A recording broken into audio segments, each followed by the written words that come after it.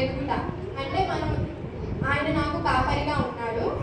ఆ యొక్క లోకంలో ఉన్న కాపరి అయితే వాటికి ఏవేవి కావాలో ఆయన్ని సమకూరుస్తాడు. మన పరలోకపు కాపరి మన ఆత్మలను కాయు యేసుక్రీస్తు వైపు మనం చూసినట్లయితే, విశ్వాసంతో ఆయనలో ఎదిగినట్లయితే ఆయన ఇవన్నీ నాకు దయచేస్తాడని, ఆయన నాకు సమకూరుస్తాడని, ఎటువంటి సమస్యలలో ఇబ్బందులు నేను వెళ్ళినా ఆయన నాకు తోడుగా ఉంటారని, ఆయన ఆజ్ఞలను మనం పాటిస్తే, ఆయన మాటను విని ఆయనను వెంబడిస్తే ఆయన మనకు తోడై ఉంటాడని, ఆయన వాక్యము మనలను ఎటువంటి స్థితిలో ఉన్న మనలను బ్రతికింప చేస్తుందని, ఎవరైతే మనల్ని మన శత్రువులు ఎదుట ఆయన మనకు భోజనం సిద్ధపరిచేవారిగా అంటే మనల్ని గనపరిచే వారిగా ఉన్నారని, మనల్ని ఆశీర్వదించే వారిగా ఉన్నారని మనం విశ్వసించాలి.